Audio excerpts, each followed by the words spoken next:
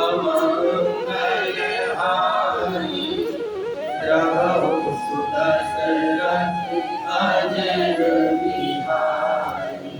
श्री राम जय राम जय जय राम।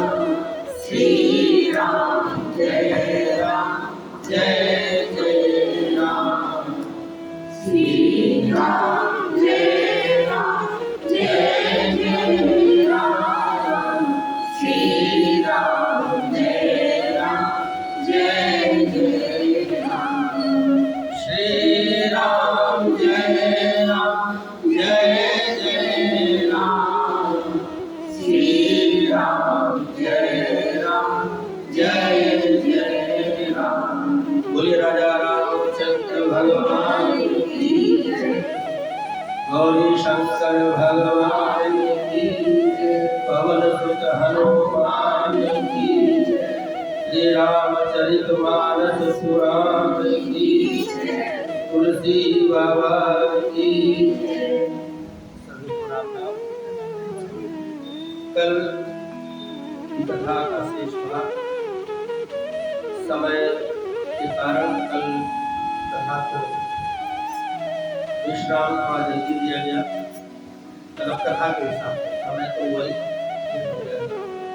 आज कुछ जो कल का शेष था उसको पहले बाकी उसके बाद नारद जी क्रोध की अवस्था में जब भगवान के धाम जाते हैं और जो विष्णु मोहिनी जिस कन्या के प्रति नारद जी का मन का भाव होता है उनको नारायण के साथ देख करके क्रोधित अवस्था में भगवान श्राप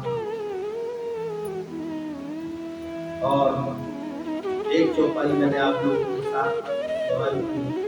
परम स्वतंत्र न सिर पर कोई भावन मनन परम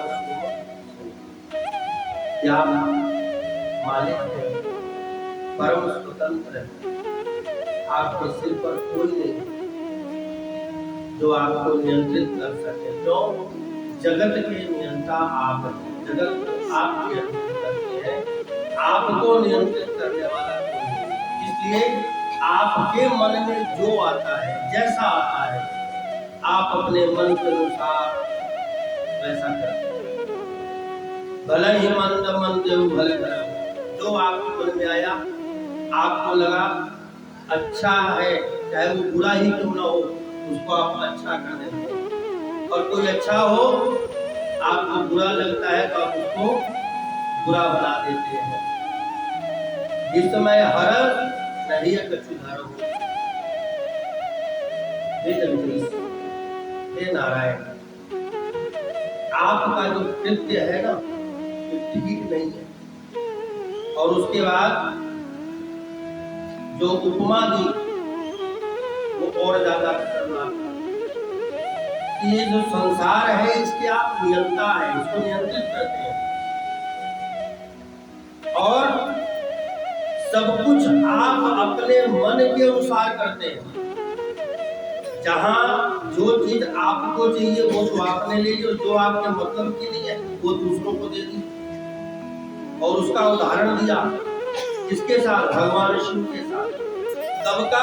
समुद्र मंथन का। नारद जी ने समुद्र मंथन का उदाहरण दिया कि समुद्र को मथा, लक्ष्मी निकली, उसको तो अपने पास रख लिया धर्मपत्नी बना करके। चंद्रमा निकला, मणि, उसको अपने सिर पर धारण किया। लेकिन उसी समुद्र मंथन से विष निकला, उसको जहर, जो जहर था उसको शंकर को पिला दिया। भगवान शिव को दे दिया। शिवम गौरायम, भगवान शिव को गौरा बना दिया, जहरीला कर दिया। इसलिए क्यों? क्योंकि आपके ऊपर कोई शासन करने वाला नहीं है, सबके ऊपर आप बैठे हो। मगर मैं ऐसा नहीं होने दूंगा। हे नारायण, आज मैं आपको जिस तरह आप जगत के स्वामी हैं, नारायण है, नियंता है, इसलिए आप अपने मन के अनुसार कार्य करते हैं। आज मैं उसके ऊपर अंकुश लगाऊंगा, आपको नहीं करने दूंगा। और उसके बाद नारद जी उसी क्रोध की अवस्था में भगवान को श्राप देते। और भगवान नारायण बाबा तुलसी कहते हैं कि जैसे नारायण भगवान खुद चाहते थे कि मुझे श्राप मिले, चाहते थे, भगवान खुद चाहते थे कि मुझे श्राप मिले, और नारद जी क्रोध में आकर के मुझे श्राप दें। ये भगवान की इच्छा थी। क्यों? क्योंकि सनत कुमारों ने जो जय और विजय को श्राप दिया था राक्षस होने का, उनको वापस लाने के लिए भगवान को मुझे धरती पे जाना पड़ा, लेकिन भगवान अपनी मर्जी से जा नहीं सकते, तो माध्यम तो कोई चाहिए था। तभी नारद जी से ये सारी लीला कराई, मोह में फंस गए नारद जी। और ऐसा इसलिए जब वैकुंठ आ गया, विवाह हो गया, तो चाहते तो तभी अपनी माया को खींच लेते, लेकिन तब अपनी माया भगवान ने नहीं खींची, पहले नारद जी को श्राप दे दिया। जब क्रोध अवस्था में नारद जी ने श्राप दे दिया, उसके बाद भगवान ने अपनी लीला को संवर्धन कर लिया, खींच लिया।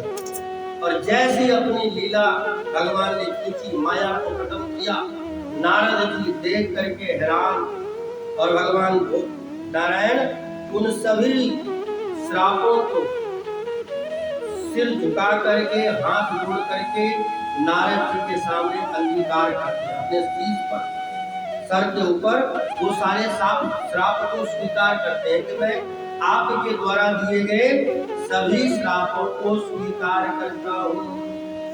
श्राप शीश धर हर्ष हो करके प्रसन्नता के साथ प्रभु बहु विनती कीन, बड़े प्रसन्न होकर के भगवान जो है नारद जी का शुक्रिया कर रहे हैं कि आपने बहुत अच्छा किया जो मुझे श्राप दे दिया।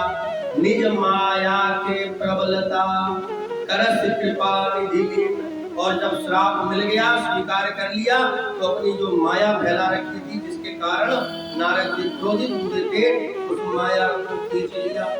अब माया को खींचते ही नारद जी को ग्लानि हुई, मैं माया के वशीभूत हूँ, माया में फंस करके मैंने नारायण को श्राप दिया। क्यों? नारायण कौन? भगवान, जगत के स्वामी, लेकिन भगवान की ऐसी माया चली, नारद जी उस माया के वशीभूत हो गए, और भगवान में और अपने में कोई भेद नहीं जानता। जबकि भगवान शिव ने बार बार सचेत किया, लेकिन माया का जब प्रभाव पड़ जाता है तो अच्छे लोगों की जो राय होती है वो गलत लगने लगती है, और गलत लोगों की जो राय होती है, संगति होती है, वो अच्छी लगने लग जाती है। ये माया का प्रभाव है। और भगवान प्रसन्न है कि चलो, नारद जी ने श्राप दिया कि मनुष्य रूप धारण करना पड़ेगा। भगवान तो इसलिए प्रसन्न है कि अपने गण वापस लाने के लिए एक बहाना चाहिए था। अब नारद जी ने श्राप दे दिया तो मनुष्य बन के धरती पे जाना पड़ेगा अपने भक्त को लाने के लिए। लेकिन नारद जी के मन में आत्मग्लानि बहुत, अपने गुरु, अपने भगवान को मैंने कुवचन कहे, असत्य कहे, बार बार आत्मग्लानि से भर गए। भगवान नारायण के चरणों में प्रणाम करने लगे, बोले प्रभु मुझसे बड़ा अपराध हो गया, क्या करूं? भगवान ने एक ही बात कही, नारद जी यह सब कुछ पहले से निर्धारित है, जो कुछ हो रहा है यह समय का चक्र है। नारद जी ने कहा मैं क्या करूं, मेरा मन तो व्यतीत है, दुखी है। भगवान कहते हैं जपहु जाई शंकर सतनाम, अगर मन में तुम्हारी ग्लानि है तो जाओ भगवान शिव के नाम का जाप करो। क्यों? क्योंकि भगवान शिव ही है जो सभी प्रकार की विघ्नों को, ग्लानियों को, संशय को मिटाते हैं। यहाँ देखिए, भगवान शिव सबको सलाह देते हैं राम नाम का जाप। भगवान नारायण नारद जी को कह रहे हैं कि तुम जाओ शंकर जी के नाम का जाप करो। दोनों एक दूसरे की महिमा का बखान करते हैं। जपा हुजा ही शंकर सतनाम, भगवान शिव के जो नाम है उनका तुम जाप करो। जाप करोगे तो तुम्हारे सब संशय दूर हो जाएंगे, मिट जाएंगे, ग्लानि समाप्त हो जाएगी। और भगवान क्या कहते हैं भोलेनाथ माँ पार्वती से, हे गिरिराज की पुत्री, हे पार्वती, राम कथा जो राम जी है, इनकी जो कथा है इतनी सुंदर है, करतारी है, हाथ की ताली है जो चिड़ियों को उड़ा देती है। जैसे चिड़िया इकट्ठी हो, ताली बजाओ, उड़ जाती हैं, वैसे ही राम जी की कथा सुनने से मन के सब संशय उड़ जाते हैं। राम कथा राम कथा जो है कुठारी है, कुल्हाड़ी है, क्या करती है? काम, क्रोध, लोभ, मोह, मद, मत्सर, ये 6 ऐसे अवगुण हैं जो सबके अंदर, कोई नहीं बचा इससे। भगवान कहते कोई नहीं बचा, ये शरीर के साथ ही पैदा होते हैं। काम, काम का मतलब गलत शब्द मत जाना, काम का मतलब होता है कामनाएं। कामना कभी किसी के समाप्त नहीं होती, कामनाएं हमेशा बढ़ती रहती हैं। पैदल चल रहे हैं तो साइकिल वाला अच्छा लगता है, मैं तो पैदल चल रहा हूँ, साइकिल होती है। साइकिल आई तो स्कूटी वाला अच्छा लगेगा, स्कूटी आई तो बुलेट वाला अच्छा लगेगा, बुलेट आई तो 4 चक्के वाला अच्छा लगेगा, मारुति अच्छी लगेगी, मारुति आ गई तो फॉर्च्यूनर वाला ठीक लगेगा, फॉर्च्यूनर आ गया तो BMW वाला ठीक लगेगा, BMW आ गई तो फेरारी वाला बढ़िया लगेगा, फेरारी आ गई तो हेलीकॉप्टर वाला बढ़िया लगेगा। मतलब कामनाओं का अंत नहीं है। मन की जो कामनाएं हैं वो बढ़ती रहेंगी, कभी समाप्त नहीं होंगी। जितना मिलेगा उससे ज्यादा की इच्छा, अभी जितना मिल रहा है उससे संतुष्टि नहीं मिलेगी, ज्यादा चाहिए। तो इसलिए काम कभी समाप्त नहीं हो सकता, कामनाएं कभी तृप्त नहीं हो सकती। काम, क्रोध, गुस्सा कब आता है? जब हमारे मन के अनुरूप कोई कार्य नहीं हो, हमारी उम्मीद के अनुसार ना हो तो हम क्रोधित हो जाते हैं। काम, क्रोध, लोभ, लोभ कहां से पैदा होता है? लाभ से। लोभ जो है लाभ से ही पैदा होता है। जब लाभ होने लगे और वो जो लाभ हो रहा है उस लाभ से जब संतुष्टि ना हो तो फिर लोभ पैदा हो जाता है। और ये जो लोभ है ना, ये सबसे खतरनाक है। बाकी सबसे उतना नुकसान नहीं जितना लोभ से नुकसान। क्यों?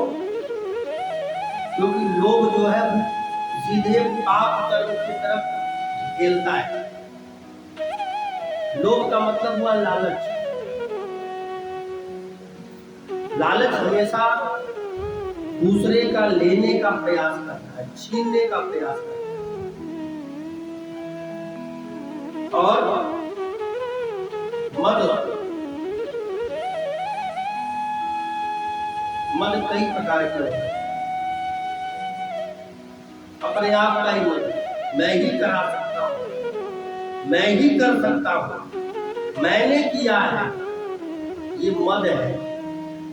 मत्सर, मत्सर का मतलब मच्छर मत समझ ले, मत्सर का मतलब होता है ईर्ष्या, द्वेष। ईर्ष्या क्या है? जलन। एक बीमारी होती है, गैस बन जाती है। क्या होता है? छाती जलती है, गैस बनती है, छाती जलती है। लेकिन जब ईर्ष्या होती तो पूरा शरीर जलता है। किससे? सामने वाले को देख के, जिससे ईर्ष्या हो रही है उसमें वो जलने लगता है। वो मत्सर है। और जब ये भयंकर रूप ले ले, बढ़ जाए,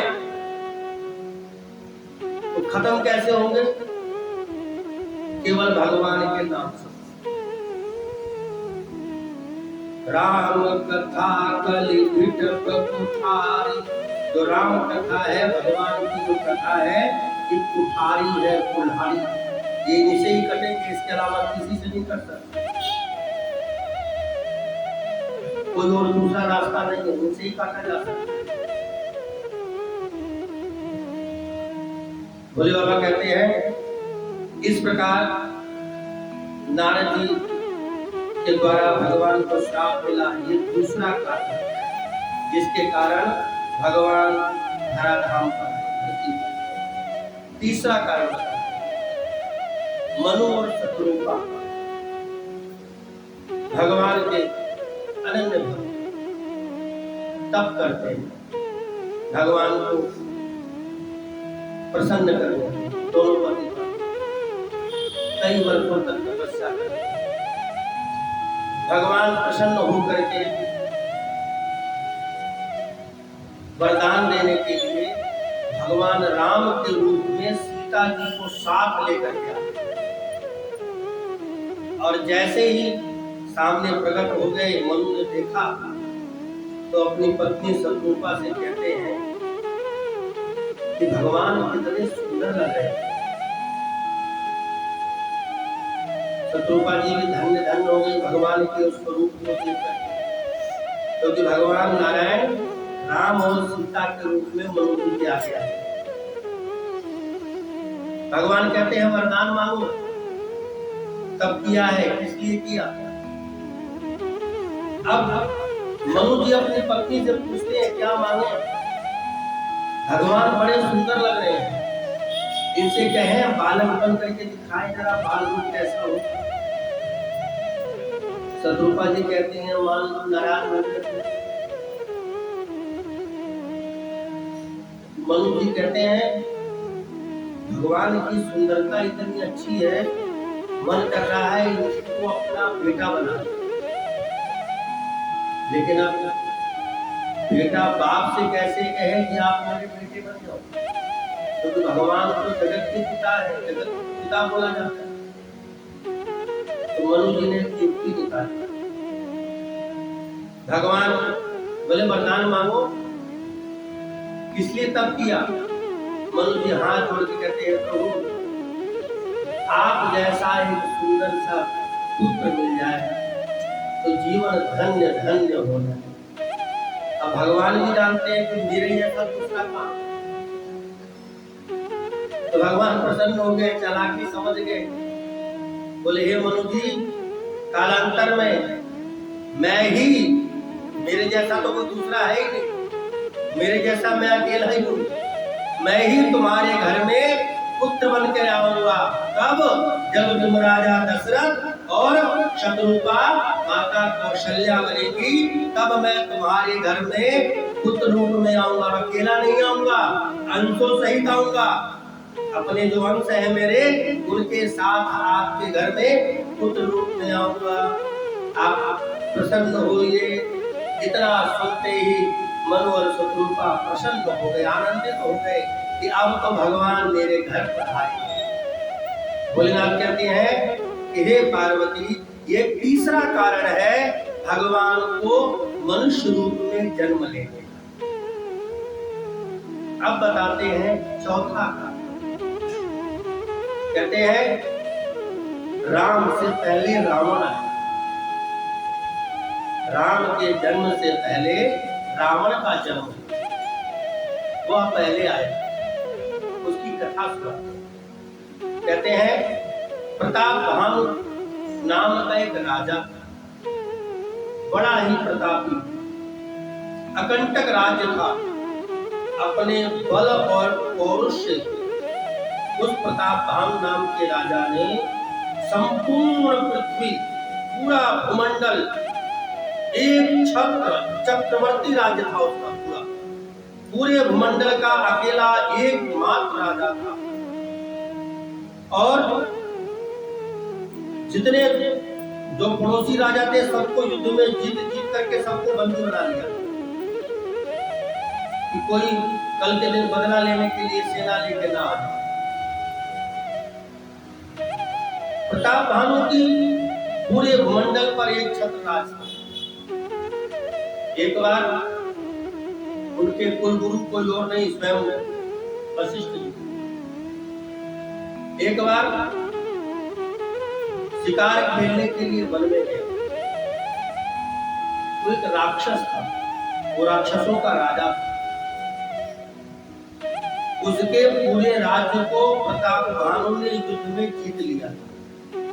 वो बंदी नहीं बना पाए थे क्योंकि राक्षस था, माया करके गायब हो गया। तो जा करके जंगल में रहा करता था, छुप करके रहता था। प्रतापभानु जो राजा थे शिकार खेलने के लिए जंगल में गए और जंगल में एक मृग का शिकार किया। तभी उस राक्षस की नजर राजा के ऊपर पड़ी। ये तो वही राजा है जिसने मेरे पूरे परिवार को मार दिया। मैं बड़ी मुश्किल से इससे बच करके जंगल में छुप करके रह रहा हूँ। आज मौका है, अकेला है, इससे बदला लिया है। उस राक्षस ने मन में विचार किया। उसने क्या किया, एक मृग का रूप बनाया।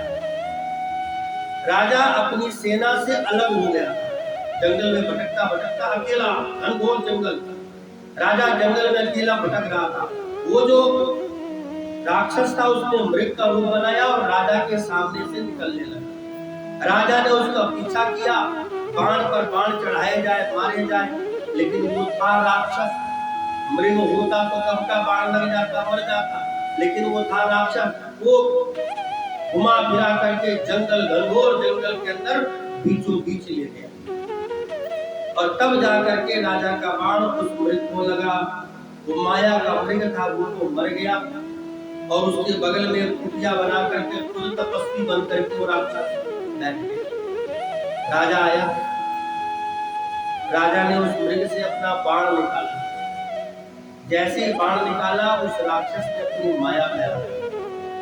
माया राजा काफी देर से घोड़े पर बैठ करके उस मृग के पीछे पीछे भाग रहा था। तो राजा को प्यास लग रही थी, गला सूख रहा। बगल में देखा बहुत सुंदर आश्रम बना हुआ है, कोई तपस्वी बैठ करके तप कर रहे हैं। वो कोई तपस्वी एक नहीं, कोई और नहीं था, वही राक्षस था। तो राजा को लगा तपस्वी है, इनके यहाँ पीने को जल मिल जाएगा। तो राजा अपने घोड़े से उतर करके धनुष बाण रख करके और आश्रम के अंदर गया। आश्रम के अंदर एक बहुत सिद्ध योगी जैसे तपस्वी का रूप बनाकर वह मायावी राक्षस बैठा हुआ। महात्मा जी को देख करके राजा ने प्रणाम किया। तपस्वी ने बैठने के लिए आसन दिया। देखा शरीर थका हुआ है, चेहरे पर थकावट के भाव है, पसीना आ रहा है। उस तपस्वी ने बहुत मीठा जल दिया पीने के लिए। जल पीने के बाद राजा को थोड़ी शांति हुई। तो जो तपस्वी थे वो मायावी राक्षस, उसने प्रतापभानु से पूछा, आप कौन हैं? आप तो राजा जैसे प्रतीत होते हैं, यहाँ इस घनघोर जंगल में आप क्या कर रहे हैं?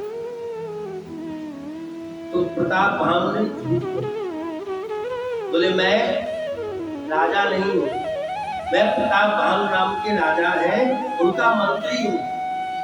मैं इस जंगल में राजा के साथ शिकार खेलने आया था।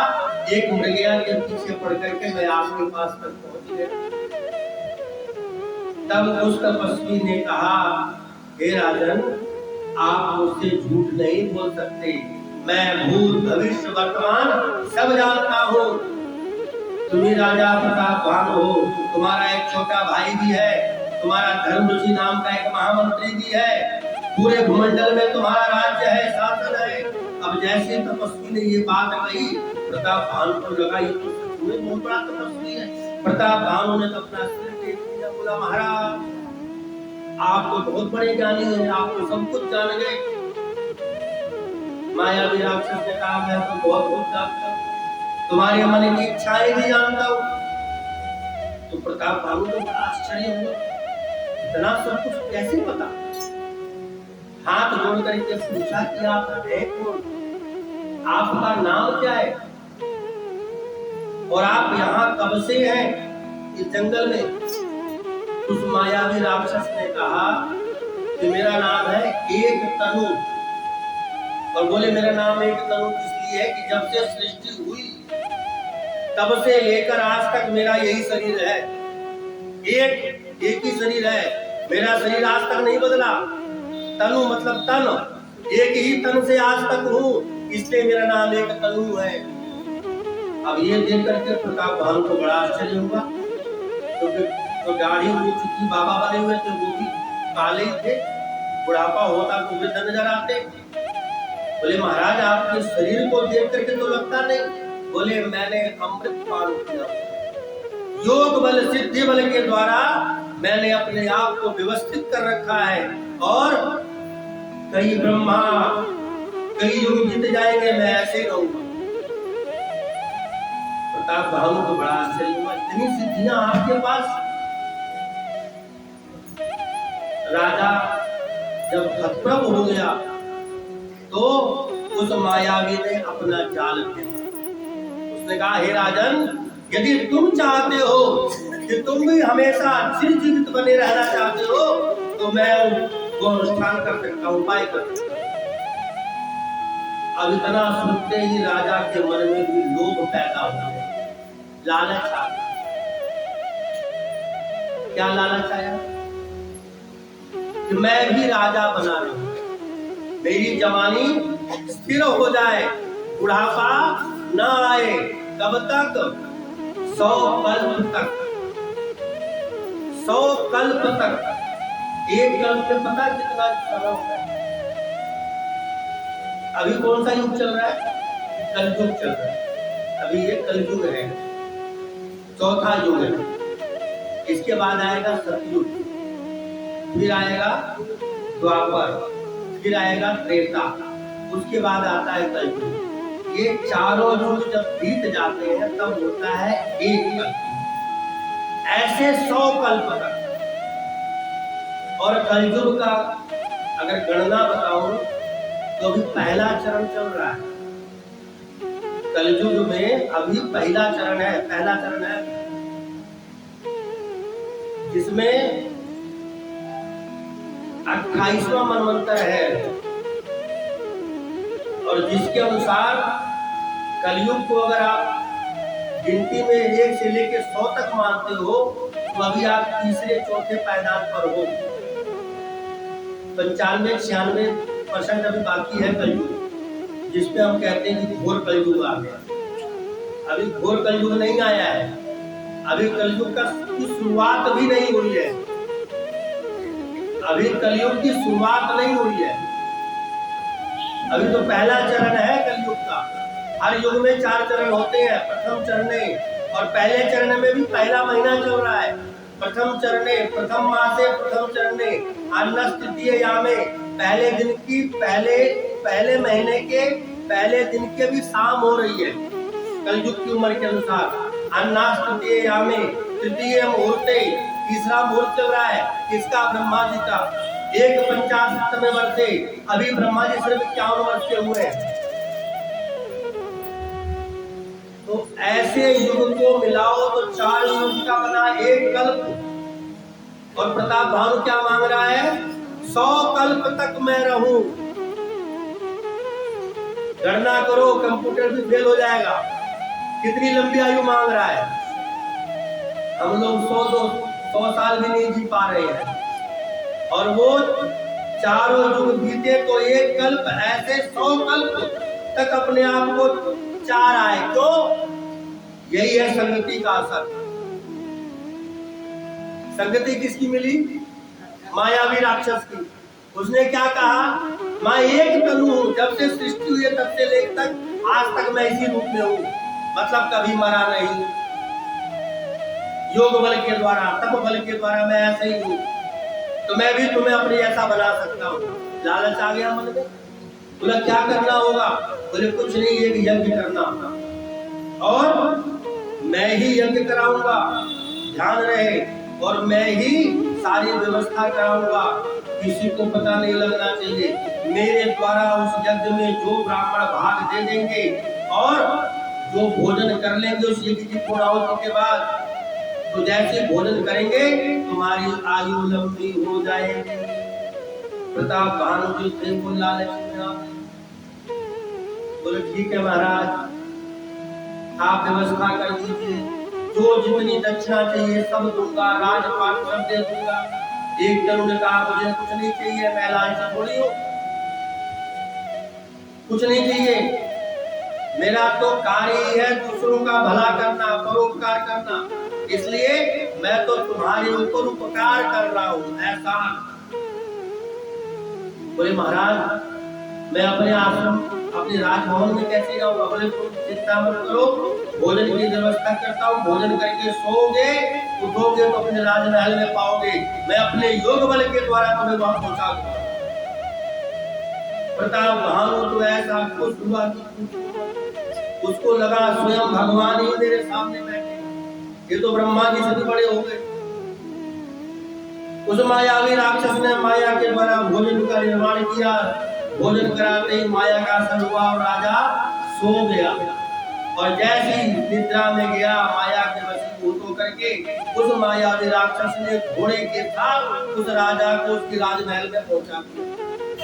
उसका घोड़ा उसके अस्तबल में बंधवा दिया, राजा को उसके बिस्तरे पर जाकर के लेटा दिया माया के जरिए। और जब सुबह हुई राजा की नींद खुली तो देखा अपने बिस्तर पर हैरान, ये क्या? उठ करके अपने अस्तबल में गया, देखा वहां उसका घोड़ा बंधा हुआ। उसके मन में विश्वास हो गया कि जो एक तनु नाम का जो योगी जंगल में मिला था वो कोई सिद्ध महात्मा है, कोई सिद्ध पुरुष है। अगले दिन भेष बदल करके वही एक तनु आया, राजा से मिला, और राजा के पास जब आया, राजा से मिला तो राजा के कान में बोला तुझे पहचाना? राजा ने कहा नहीं, मैं वही हूँ एक तनु, कल मेरे आश्रम में आप आए। हाँ महाराज। तुरंत चरणों में गिर पड़ा, प्रणाम किया, आसन पर बिठाया, क्या सेवा? बिल्कुल कुछ नहीं, हम करें। यज्ञ वेदी का निर्माण करवाया, यज्ञ का निर्माण कराया, वशिष्ठ आदि ब्राह्मणों को बुलाया भोजन के लिए कि आप लोग यज्ञ कीजिए, भोजन बन रहा है। फिर माया के जरिए खुद ही जो है रसोईया बन करके आ गया और राजा से कहा ये मेरा बहुत प्रिय खास व्यक्ति है, आपके रसोइये खाना नहीं बनाएंगे, ये बनाएंगे, इसलिए आप सब लोग दूर हो जाओ। राजा की आज्ञा हुई, सारे रसोइये खाली कर दिए। वो मायावी राक्षस खुद ही रसोईया बन करके राजा की रसोई में चला गया और मांस, मदिर, गाय का, भैंस का, जानवरों का सब उस राजा के रसोइये ने, जो मायावी राक्षस था, उसने काट पीट करके पकाया और पकाने के बाद उसी को राजा के आगे दे दिया, स्वर्ण थाल में रख करके दिया, सोने के थाल में। और राजा से कान में कहा कि हे राजन, जैसे ही ब्राह्मण लोग भोजन को प्राप्त कर लेंगे तुम्हारी आयु बढ़ जाएगी। राजा लालच हुआ। गुरुदेव स्नान करके आए, हवन हो गया था, पसीने में थे, गए स्नान करके आए, बिठाया, चौकी दी, आसन दिया, स्वर्ण के थाल में वही भोजन जो रसोई ने ला के दिया, मां सुरधिर वाला वही भोजन बना हुआ गुरुदेव के सामने रखा। अब जैसे गुरुदेव के सामने रखा, गुरुदेव के मन में भोजन को देख करके शंका, जब निरीक्षण किया तो उसमें खट्टी पड़ी हुई, इतना देखते ही गुरुदेव को क्रोध आ गया और गुरुदेव ने तुरंत श्राप दिया, हे प्रताप, ये राक्षसों का भोजन तुमने हमें खाने के लिए, हम ब्राह्मण हैं, राक्षसों का भोजन हमें दिया, श्राप देता हूं, जाओ तुम राक्षस हो जाओ, परिवार समेत राक्षस हो जाओ। गुरुदेव ने श्राप दे दिया। प्रताप भानु तुरंत ही राक्षस बन गया। भगवान भोलेनाथ कहते हैं, हे भवानी, वो जो राक्षस था वो बदला लेने के लिए आया था, उसने अपने षड्यंत्र में प्रताप भानु को फंसाया और राजा प्रताप भानु को राक्षसी योनि में डलवा करके खुद आनंद के साथ जंगल में चला गया। उसने अपने मन में हर्षित होकर के अपना बदला राजा के से पूरा कर लिया। राजा भाई के साथ राक्षस बन गया। वही प्रताप भानु रावण बना, भाई उसका कुंभकर्ण बना, धर्मरुचि नाम का उसका एक महामंत्री था सचिव, वो अगले जन्म में विभीषण बने और तीनों ने मिल करके भगवान को प्रसन्न करने के लिए ब्रह्मा जी का तप, ब्रह्मा जी तपस्या से प्रसन्न हुए, वरदान देने के लिए। रावण ने वरदान मांगा कि मैं अजर और अमर हो जाऊं। ब्रह्मा जी बोले, ऐसा संभव नहीं, कोई हेतु लगा करके वरदान मांगो। तो रावण ने मन में सोचा कि जब देवता लोग मुझसे डरते हैं तो नर और वानर, इनकी क्या मजाल, इनको तो हम मार के खाई जाते हैं। तो रावण ने कह दिया, नर वानर जो मर ही न मारे, नर और वानर ये दो को छोड़ करके हम किसी के हाथ से न मारे, नर और वानर को छोड़ करके कोई हमें मार न सके, ऐसा वरदान दे दी। ब्रह्मा जी ने कहा, अस्तु। अब आया नंबर कुंभकर्ण का। कुंभकर्ण अपने मन में सोच के आया था। कुंभकर्ण जब पैदा हुआ विश्वश्रवा के यहाँ, पैदा होते ही उसके पेट में जठराग्नि का वास था, बड़ी वाली, वो खाता बहुत था। तो मन में सोच के आया था, वरदान मांगूंगा क्या, 6 महीना जब वो 1 दिन सो। ब्रह्मा जी हैरान, मां सरस्वती का ध्यान किया, इसकी मति फेरो, नहीं तो संसार समाप्त हो जाएगा। जब नंबर आया कुंभकर्ण का, मां सरस्वती उसकी जिह्वा पर विराजमान हो गई। मन से निकला, मन का भाव था 6 महीना जगूं 1 दिन सो, लेकिन सरस्वती का वाणी पर वास हो गया, जिसके कारण निकला 6 महीना सो 1 दिन जगूं। 1 सेकंड भी विलंब नहीं करते हुए ब्रह्मा जी ने कहा, तथास्तु तथास्तु तथास्तु, यही होगा। अब जैसे ब्रह्मा जी ने कहा तथास्तु, उसने अपना सिर पूछ लिया, ये मैंने क्या मांगा, मुझे तो 6 महीने जगना था, मैंने 6 महीने सोने का वरदान मांग लिया, आप तो मुझको नहीं। अगला नंबर आया विभीषण महाराज। ब्रह्मा जी गए, विभीषण ने पहले प्रणाम किया, पूछा ब्रह्मा जी ने क्या चाहिए। विभीषण ने हाथ जोड़ करके कहा, हे ब्रह्मा जी, मुझे कोई वरदान की लालसा नहीं है, मैं केवल हरि के चरण चाहता हूँ, भक्ति चाहता हूँ, भगवान की भक्ति मुझे प्राप्त हो, भगवान मुझे प्राप्त हो जाए बस, और मेरी कोई इच्छा नहीं है। इतना सुनते ही ब्रह्मा जी ने कहा, तथास्तु, तीनों को वरदान प्राप्त हो। अब तीनों को जैसे ही वरदान मिला, मैं नामक दानव था, उसकी बेटी थी मंदोदरी, उसके साथ विवाह हुआ रावण का। रावण का विवाह हुआ, देखा मेरे दोनों भाई कुंवारे, पाताल लोग ले गया, दोनों भाइयों का विवाह करा करके ले आए और अकंटक राज पर राज्य करने लगा। वरदान मिल चुका था, देवी देवता सबको युद्ध में परास्त कर दिया, हरा दिया।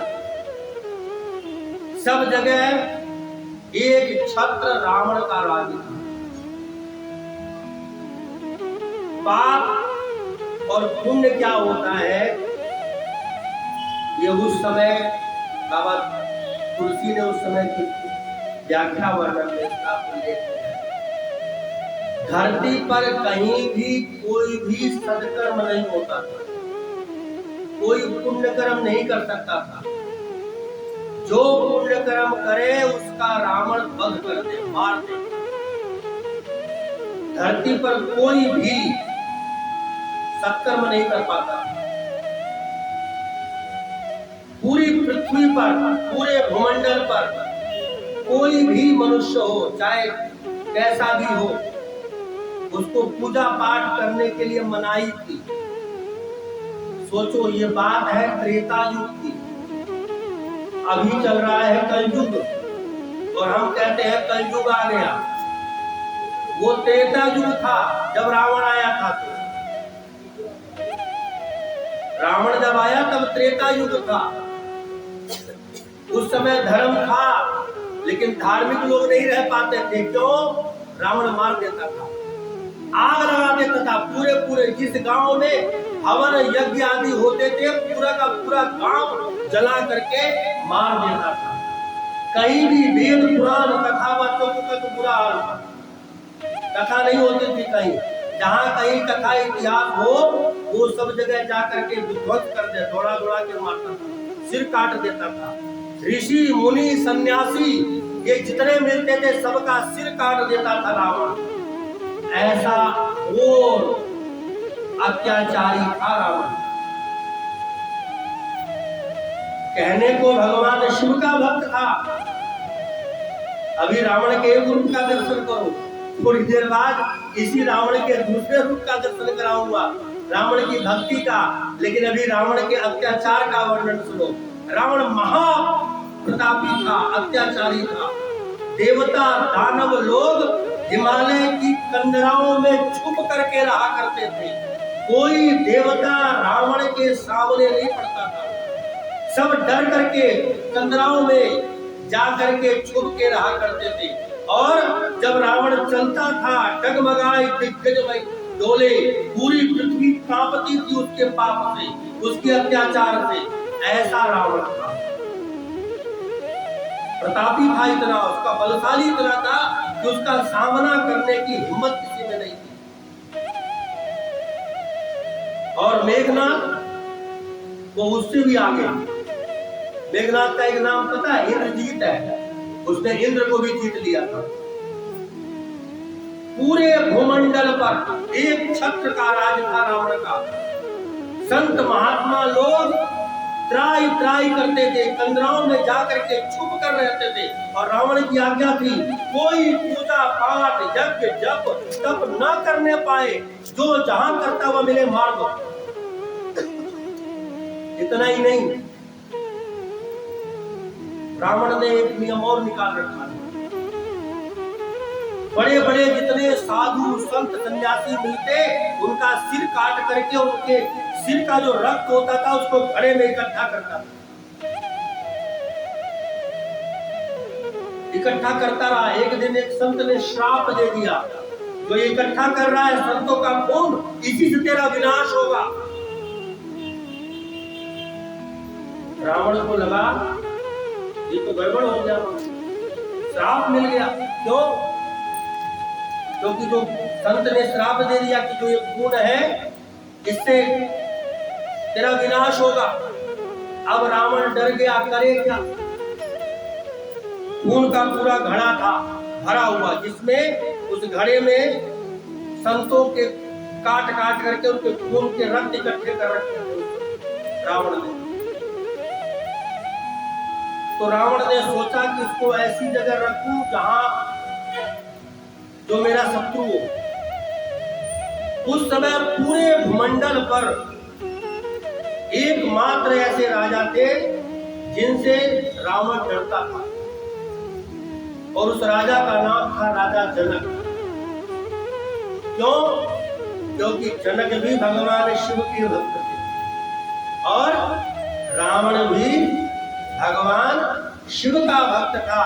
और जनक अद्भुत विद्वान थे, बहुत बड़े विद्वान थे, साधारण नहीं थे जनक, बहुत बड़े संत थे। राजा होते हुए भी बहुत बड़े संत थे।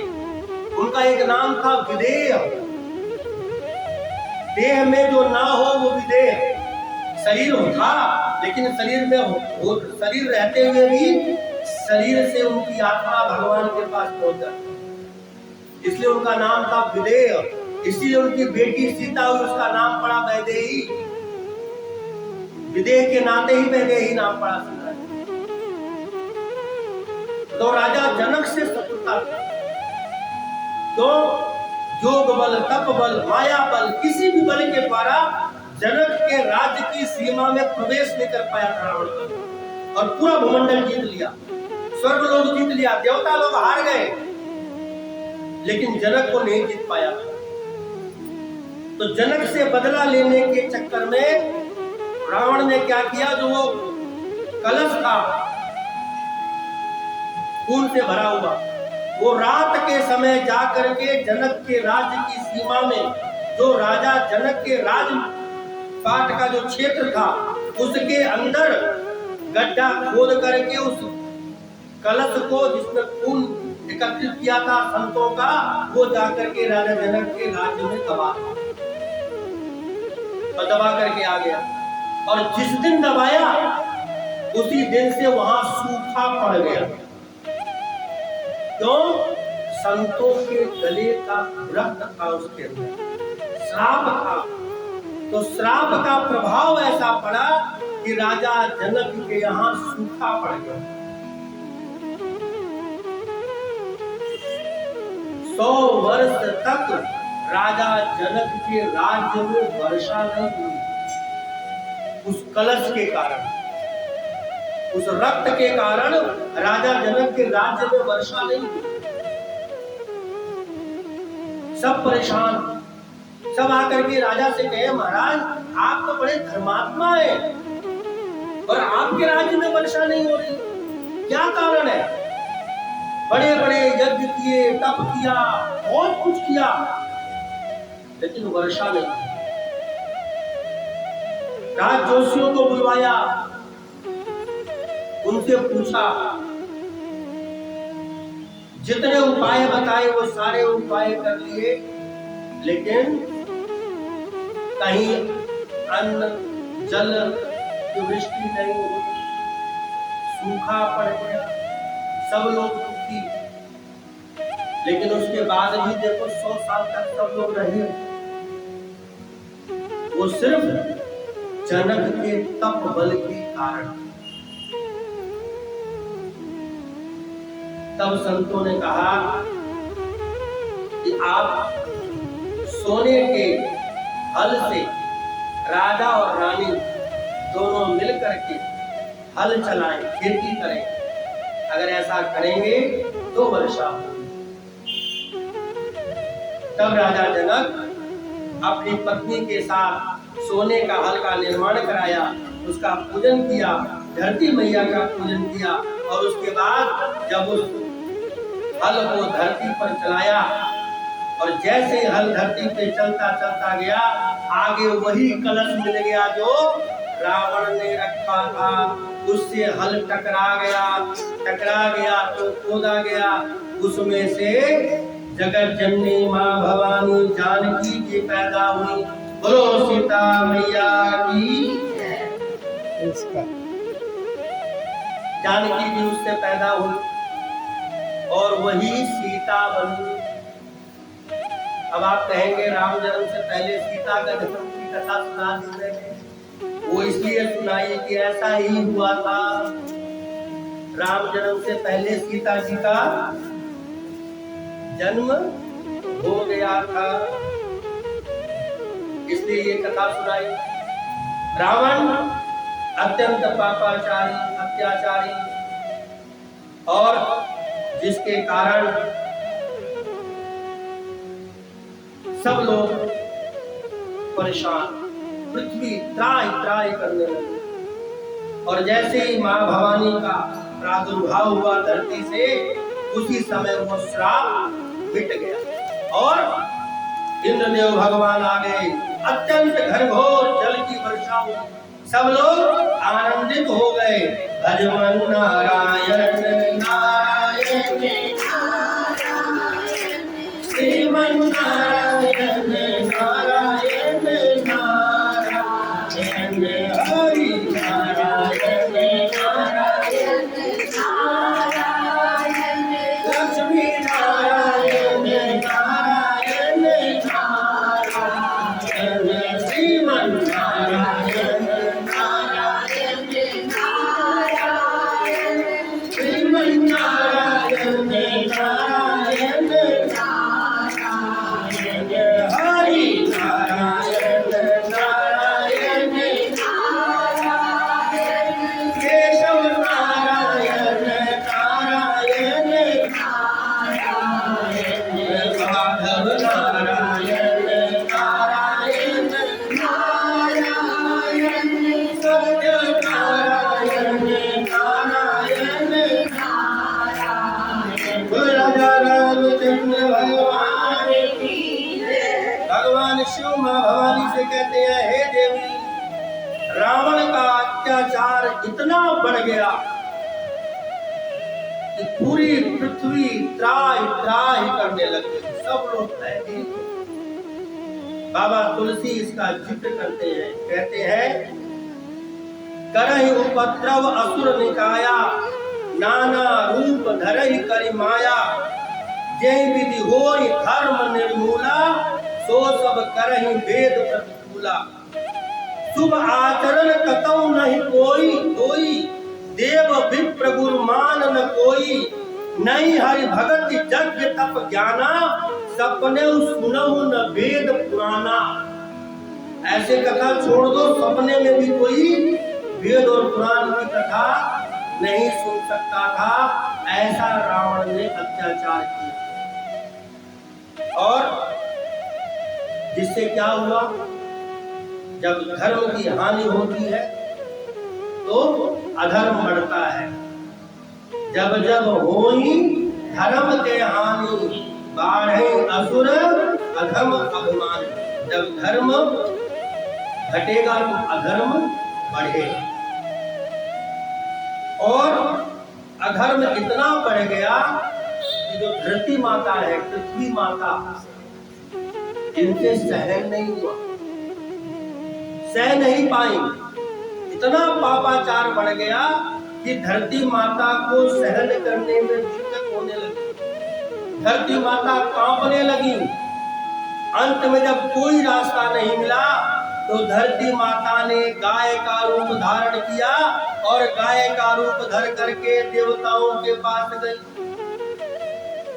कि मेरी रक्षा करो, मुझसे अब ये पाप का भार सहन नहीं हो रहा, मैं नहीं सह सकती इतना पाप बढ़ गया था। धरती माता ने सहने से मना कर दिया कि मेरे बस का नहीं है, मैं इस पाप को ग्रहण नहीं कर सकती, इस पाप के बोझ को उतारो। देवता लोग सबको लेकर, माता को लेकर के ब्रह्मा जी के पास गए। ब्रह्मा जी सबको लेकर के कैलाश पर्वत पर गए और जाकर के भगवान भोलेनाथ से कहा, प्रभु क्या करें, धरती पाप से त्राहि त्राहि कर रही है। गौ माता साथ में आई होगी। धरती माता गौ के रूप में भगवान शिव के पास पहुंची। सब देवताओं ने भोलेनाथ से हाथ जोड़ करके दी, प्रभु ये पाप कब समाप्त? हम लोग पूजा पाठ नहीं कर पा रहे,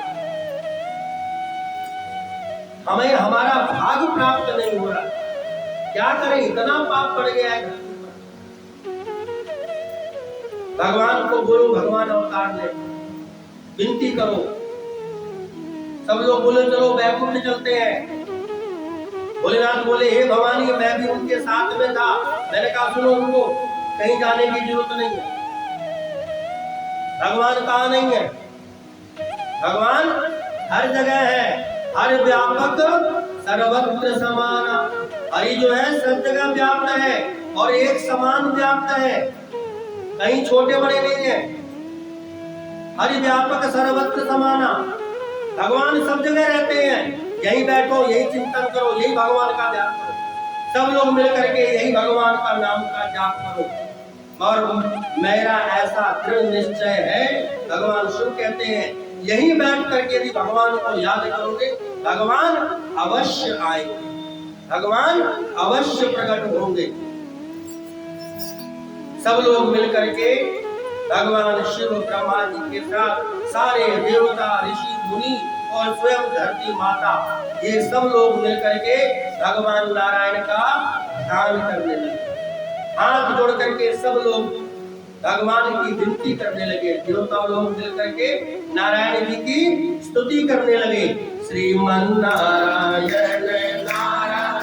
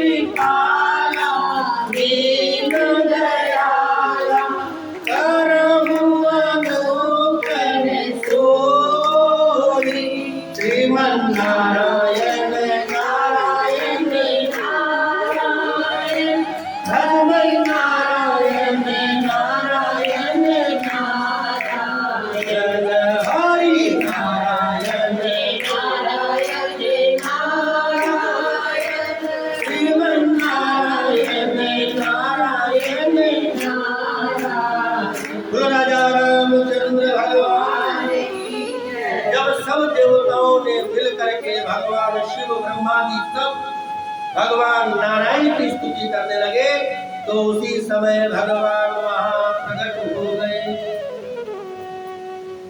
भगवान गरुड़ पर सवार होकर के आए।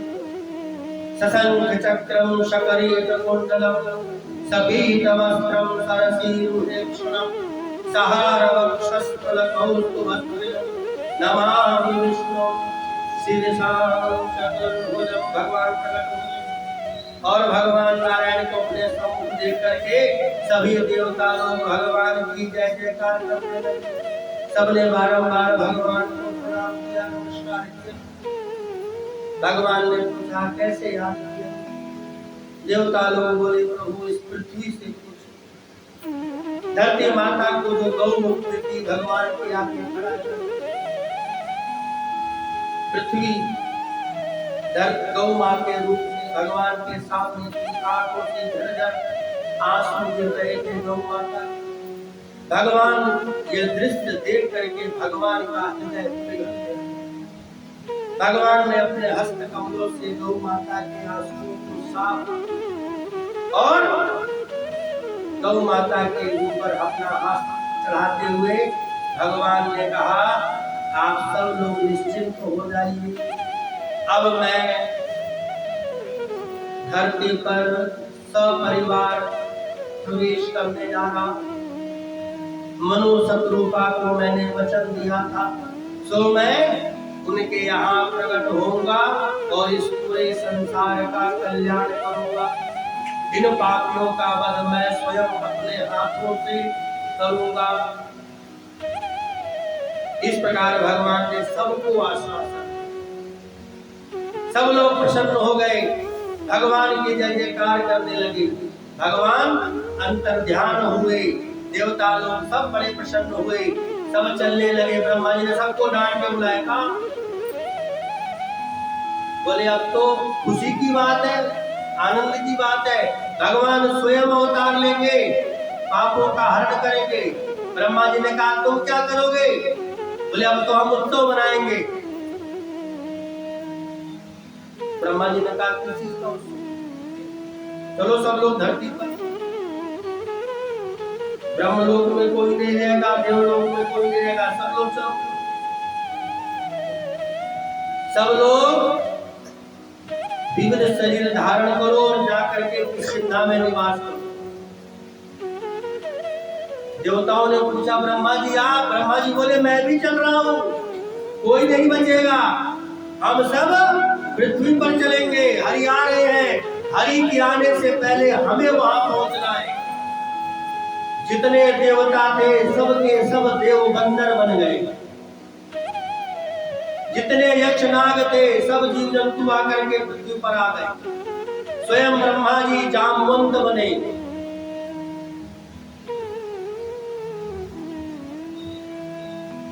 भोले बाबा किस रूप में आए?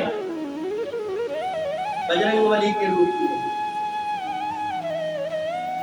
इंद्र आदि देवता सब के सब धरातल पर आ गए, सब के सब, कोई बंदर के रूप में, कोई किसी रूप में, सारे देवी देवता इस धराधाम पर भगवान के आने से पहले आ गए। जितने योगी सिद्ध संत थे, कोई वृक्ष बन गया, कोई लता पताका बन गया, कोई कुछ बन गया, सब के सब चारों तरफ पृथ्वी पर आ गए।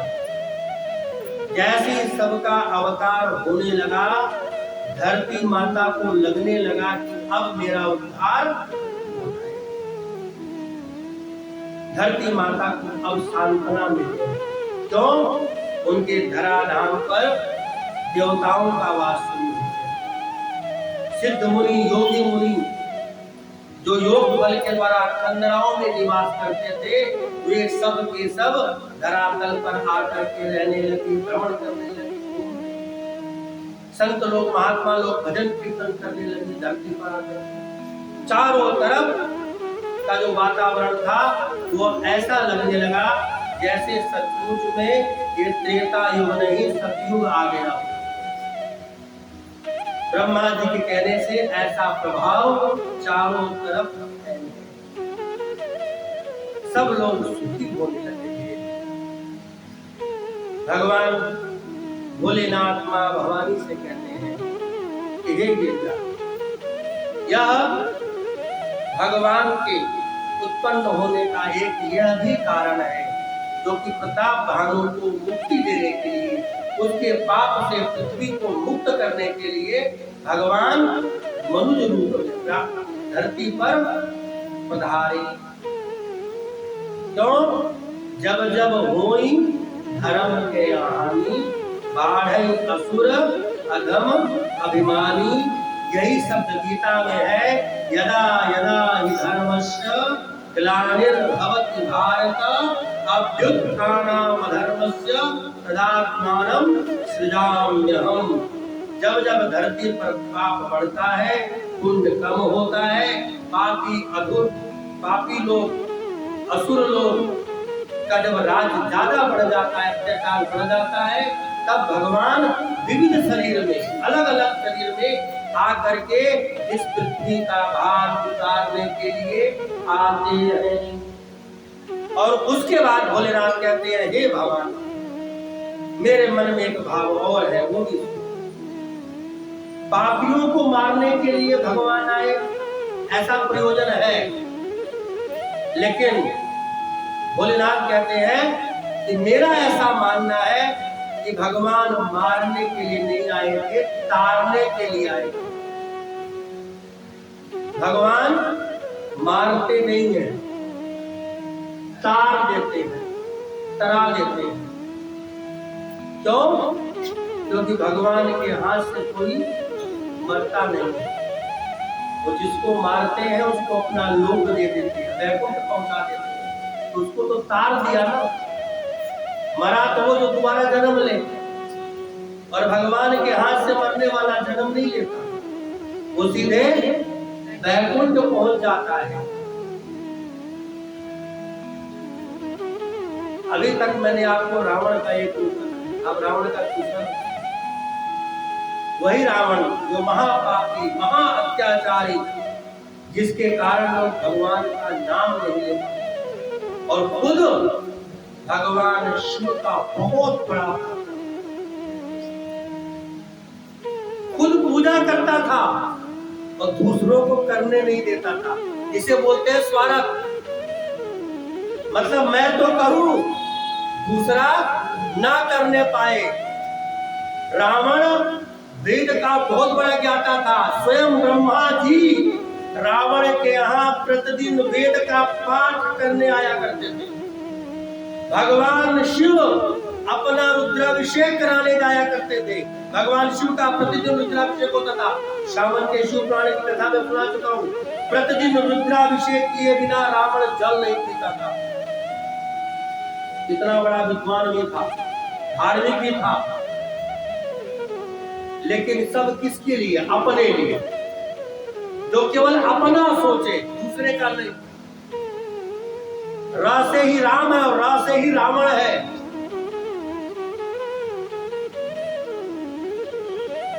का से ही कृष्ण है और का से ही कंस है। दोनों के नाम एक ही अक्षर से है, लेकिन फर्क क्या? राम सबका सोचते हैं, रावण सिर्फ अपना सोचता है, इसलिए वो पापी। पूजा पाठ बहुत करता था, इतना करता था कि पूछो मत।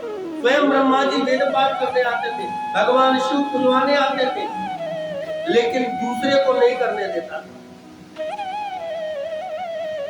पूरी लंका में एक रावण और एक विभीषण, ये दो ही ऐसे थे जो पूजा पाठ करते थे। इसके अलावा पूरी लंका में कोई पूजा पाठ नहीं करता था, किसी को करने नहीं देता था। जिसको भी पता लग जाए उसको मार देता था। अब आप कहोगे विभीषण को क्यों करने देता? तो विभीषण जी परम ज्ञानी थे, युक्ति लगा करके, झूठ बोल करके भगवान की पूजा करते थे। तो लंका वालों ने शिकायत करी रावण से, महाराज आप कहते हो मेरे राज्य में कोई भगवान की पूजा नहीं करेगा, और आपका भाई दिन भर राम राम राम जपता है, सोते उठते राम राम नाम तेई सुमिरन कीर्तना, हृदय हर्ष कभी सज्जन कीर्तना। सुंदरकांड में चौपाई है, उठते ही राम नाम का जाप किया विभीषण ने, राम नाम तेई सुमिरन कीर्तना। तो राम राम राम राम राम। अपने भाई को कुछ नहीं बोलते, बाकी प्रजा को आप कष्ट देते हो, मारते हो। रावण ने सुना बात तो सही है, बुलाया भाई को। विभीषण सामने जाकर खड़ा हो गया, मैंने सुना है तुम भगवान की पूजा करते हो और मेरे राज्य में भगवान की पूजा करना निषेध है, तो तुम क्यों करते हो? विभीषण ने कहा मैं कब करता हूँ? बोले तुम राम नाम का जाप करते हो? बोले बिल्कुल करता हूँ, लेकिन अर्थ अलग है। मैं तो अपने भैया और भाभी को अपना भगवान मानता हूँ, रा से रावण, माँ से मंदोदरी, दोनों को मिला दो हो गया राम। मैं तो अपने भैया भाभी की पूजा करता हूँ, मैं किसी और की पूजा नहीं करता। मेरे लिए तो मेरे भैया भाभी भगवान है। मैं भगवान की पूजा करता हूँ, अपने भगवान की, जो मेरे भगवान है। कौन? मेरे भैया और भाभी। इसलिए दोनों का नाम मिला दिया, रा से रावण, माँ से मंदोदरी, क्या बना? राम। मैं तो उनकी पूजा करता हूँ। रावण सुनकर के बड़ा प्रसन्न हुआ, मेरा भाई मेरी पूजा करता है, खूब करो, कोई मनाही नहीं है। एक अकेला विभीषण था जो लंका नगरी में रह करके राम नाम का जाप करता था। विभीषण ने अपनी व्यथा बताई है, सुंदरकांड आएगा, वर्णन आएगा इसका कि मैं वहां कैसे आपकी पूजा करता था मैं ही जानता हूँ। जिम जीव विचार, जिस तरह दांतों के बीच में जीभ होती है ना, हल्की सी दर्द हो तो दांत कट, तो मैं तो उसी तरह लंका में रहा हूं प्रभु। विभीषण जाप करते थे भगवान राम का, लेकिन झूठ बोल कर। क्यों? रावण किसी को करने नहीं देता, उसका अत्याचार इतना। बलराम कहते हैं, हे भवानी, इस प्रकार रावण का साम्राज्य बना, लंका की कथा नहीं सुनाऊंगा, श्रावण के महीने में सुना चुका हूँ, वही भाव अभी है, ताजा होंगे। आगे कथा सुनिए। भगवान भोलेनाथ कहते हैं, हे पार्वती, इस कारण भगवान धरती पर अवतरित हुए, वैकुंठ को छोड़ करके मनुष्य रूप में आए। लेकिन भगवान आए कहां? भगवान कहां आते हैं? भगवान को रखने के लिए भी तो जगह चाहिए। आप अपने घर में एक छोटी सी भगवान की मूर्ति लेकर के आते हो, तो उसके लिए चौकी, आसन, साफ सफाई, सारी व्यवस्था करते हो, तब ला करके भगवान को उस पर बैठाते हो, आसन देते हो। यहाँ तो जगदीश को खुद आना है, वैसी व्यवस्था धराधाम पर कहां भगवान उतरेंगे, कहां आएंगे? बाबा कहते हैं, हे पार्वती, अब कैलाश से उतरो, तुम्हें अयोध्या नगरी के दर्शन कराता और भगवान मां पार्वती को अयोध्या का वर्णन सुनाते हैं। अयोध्या नगरी अत्यंत पुनीत नगरी, परम पावन है, पुनीत है। शब्द का अयोध्या, जहां कभी युद्ध न हो वो अयोध्या है। अयोध्या का एक नाम और है अवध, जहां किसी का वध न हो वो अवध है। ऐसी पावनपुरी नगरी बाबा तुलसी इसका वर्णन करते हैं। अवधपुरी रघुकुल मनि राम, जय सिया राम, जय जय सिया राम। वेद विदित दशरथ नाऊ, जय सिया राम, जय जय सिया राम। धर्म धुरंधर गुण निधि ज्ञानी, जय सिया राम, जय जय सिया राम। हृदय भगत मति सारंग पानी, जय सिया राम, जय जय सिया राम। एक बार भूपति मन माही, जय सिया राम, जय जय सिया राम। हरि गलानी मोरे सुत नारी, जय सिया राम, जय जय सिया राम। एक बार भूपति मन माही, जय सिया राम, जय जय सिया राम। हरि गलानी मोरे सुत नारी, जय सिया राम, जय जय सिया राम। अवधपुरी रघुकुल मनि राम, अवधपुरी के राजा कौन है? दशरथ। कैसे है उनका वर्णन किया गया। रघुकुल मनि राहु, राहु कहते राजा, रघुकुल के तिलक है, रघुवंश के राजा है। राजा रघु के वंश में उत्पन्न हुए, इसलिए रघुकुल नाम पड़ा। और रघुकुल में मणि है। मणि क्यों है? क्योंकि चक्रवर्ती सम्राट थे राजा दशरथ जी, और कोई छोटे मोटे राजा नहीं थे, इंद्र तक की सहायता करने के लिए जाया करते थे। एक बार कैकेयी को भी लेके गए थे, तभी तो वचन के चक्कर में राजा फंसे थे। तो बहुत बड़े प्रतापी राजा थे राजा दशरथ। कैसा था उनका स्वभाव? वेद विदित ते ही दशरथ नाम। कहते हैं राजा दशरथ का नाम वेदों में भी विदित है, वेद शास्त्रों में भी राजा दशरथ का नाम अंकित है, उनके नाम का वर्णन आता है। क्या थे? धर्म धुरंधर गुण निधि ज्ञानी।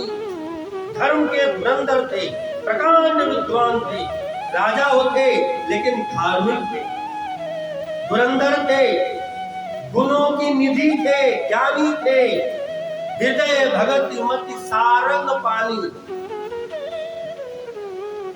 हृदय में किसका ध्यान करते थे? सारंग पानी। सारंग नाम का जो धनुष है, ये राम के धनुष का नाम है। राम जी का ध्यान करते थे।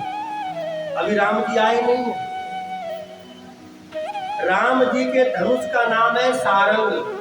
पानी कहते हैं हाथ को। हृदय में हृदय भगत मति सारंग पानी। किसका ध्यान करते थे? भगवान राम का, जिनके हाथ में सारंग नाम का धनुष विराजमान है। ऐसे प्रभु का हमेशा ध्यान किया करते थे। एक बार भूपति मन माही, एक बार मन में आया राजा के, चौथा पन बीत गया। 4 पन होते हैं, चौथा पन आ गया। राजा दशरथ का बुढ़ापा आ गया। एक बार मन में ग्लानि हुई, रात को सोए लेटे, और लेटते ही मन में ये भाव आया कि मैं इतना बड़ा राजा, चक्रवर्ती सम्राट, लेकिन अगर मैं बुढ़ापे में हूँ, कल के दिन मर गया, मृत्यु को प्राप्त हो गया, तो मुझे जल देने वाला कोई नहीं, पानी देने वाला कोई नहीं, कोई सुत नहीं है। भाई गलानी मोरे सुत नाई, कोई मेरे संतान नहीं है जो मुझे तर्पण कर सके, पानी दे सके। और पूरी रात यह विचार करके राजा दशरथ जो थी वो रोती रही। सुबह उठे, स्नान आदि से निवृत्त हुए, रथ पर बैठे, कहाँ गए? गुरु के पास। जब भी कोई व्यथा हो, परेशानी हो, इधर उधर नहीं, गुरु के पास, भगवान के पास। शरणागति कहाँ ली? अपने गुरु जी के पास। गुरु गृह गए, गयहु तुरंत महिपाला। तुरंत अपने गुरु जी के पास पहुंच गए और चरण लाग कर विनय विशाल, और जा करके गुरुदेव के चरण को पकड़ लिया और रोने लगे, रुदन करने लगे, विलाप करने लगे। बाबा तुलसी कहते हैं चरण छोड़ा ही नहीं। गुरु वशिष्ठ जी भी हैरान हो गए, राजा को आज क्या हो गया, इतना रुदन कर रहा, इतना रो रहा है राजा। गुरुदेव वशिष्ठ ने उठाया, बिठाया और पूछा क्यों रो रहे हो, रोने का कारण क्या है? हाथ जोड़ करके दशरथ ने कहा, प्रभु बुढ़ापा आ गया, भगवान की कृपा से सब सुख प्राप्त है, लेकिन घर में संतान नहीं, क्या करें? निज दुख सुख सब गुरु ही सुनायो। जो भी अपने मन का दुख था वह सब अपने गुरु के आगे रख दिया। गुरुदेव भी कोई साधारण नहीं थे, वशिष्ठ थे। सिर पर हाथ रखा, हे राजन जाओ, मेरा मन कहता है एक नहीं तुम्हारे 4 पुत्र होंगे। अब इतना सुनते ही जो दुख था वो दूर हो गया। हैरान होकर के गुरुदेव की तरफ देखा, हाथ जोड़ लिया, बोले प्रभु मेरे घर में एक नहीं 4? बोले हाँ 4 पुत्र होंगे। हाथ जोड़ करके गुरुदेव के आगे विनती करी, बोले प्रभु अब तो ये असंभव है, एक पुत्र नहीं होगा, आप 4 पुत्र की बात कर रहे हैं। गुरुदेव ने कहा होगा, मेरे मुख से भगवान ने निकलवाया है, एक नहीं 4 पुत्र होंगे। राजा बोले प्रभु आपकी वाणी सत्य हो जाए, लेकिन ऐसा होगा नहीं। क्यों? मेरी तीनों रानियों का ऋतु धर्म बंद हो चुका है, कहां से संतान होगी? गुरुदेव ने कहा हे राजन, भगवान की प्रेरणा से मेरे मुख से शब्द निकले हैं, मैं पुत्र कामेष्टि यज्ञ करवाऊंगा, उसके द्वारा तुम्हारे यहाँ पुत्रोत्पत्ति होगी। राजा ने हाथ जोड़े, प्रभु मुझे क्या करना? कुछ नहीं करना, जाओ आनंद पूर्वक अपने राजमहल में रहो, सारी व्यवस्था मैं करूंगा, जाओ निश्चिंत हो जाओ। गुरुदेव ने सारा भार अपने ऊपर राजा को प्रसन्न करके भेजा। राजा हर्षित मन से अपने महल में आए। गुरुदेव ने तुरंत श्रृंगी ऋषि को याद किया।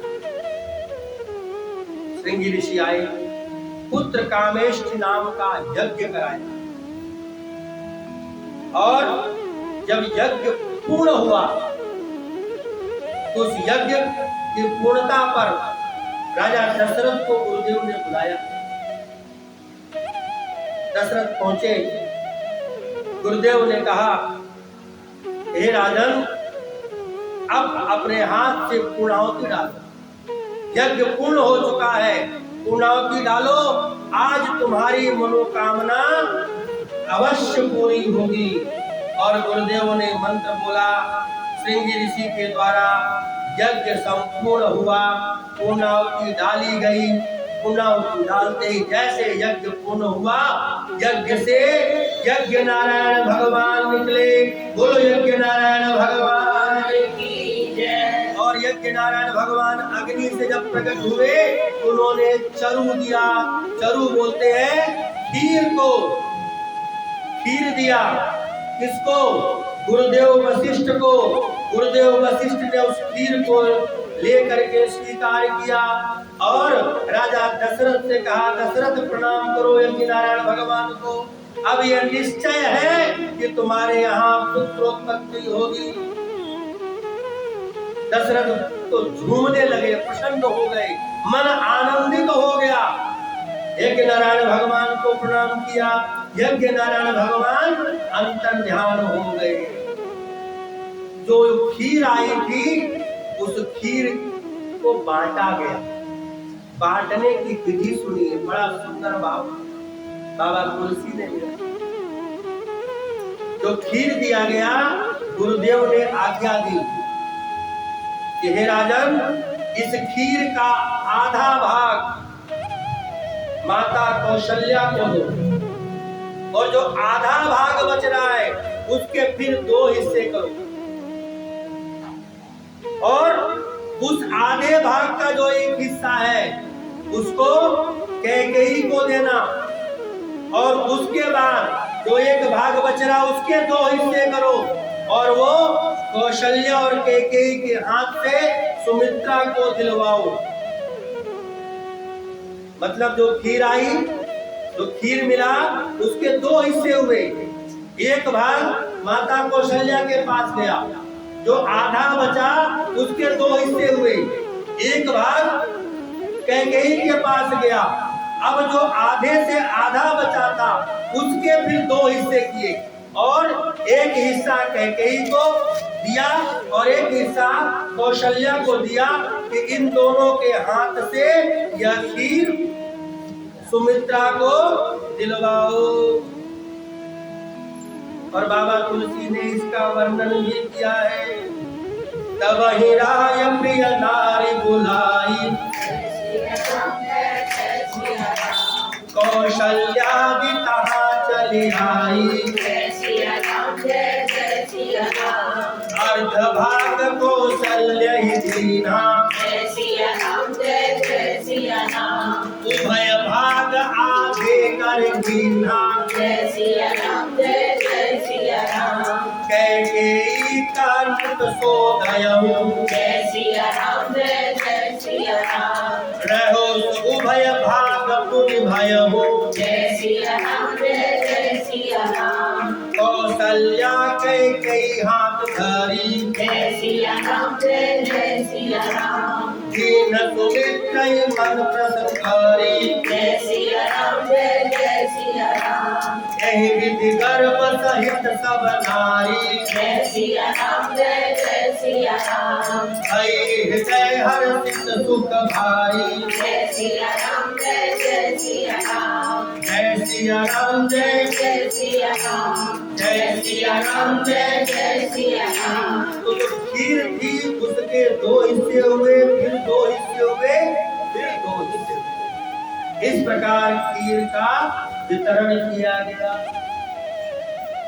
जब आधा भाग कौशल्या को मिला, उन्होंने उसको ग्रहण किया। आधे का आधा कैकेयी को मिला, उन्होंने उसको ग्रहण किया। जो आधा बचा था उसके फिर 2 हिस्से हुए, वो कौशल्या और कैकेयी ने अपने हाथ से सुमित्रा को दिया। और जैसे ही सुमित्रा को दिया, सुमित्रा को ये ज्ञात हो गया कि इनसे एक एक पुत्र होंगे, मेरे से 2 पुत्र होंगे। उसी समय सुमित्रा ने कहा हाथ जोड़ करके, मेरे 2 पुत्र होंगे। आप दोनों ने अपने हाथ से मुझे अपना भाग दिया है, इसलिए मैं भी वचन देती हूँ, मेरा बड़ा पुत्र आपके बड़े पुत्र की सेवा करेगा, मेरा छोटा पुत्र कैकेयी के पुत्र की सेवा करेगा। दोनों ने 2 भाग दिए थे, तो राम के साथ लक्ष्मण और भरत के साथ शत्रुघ्न। अब आते हैं खीर के ऊपर। खीर है क्या? राजा कौन है? दशरथ।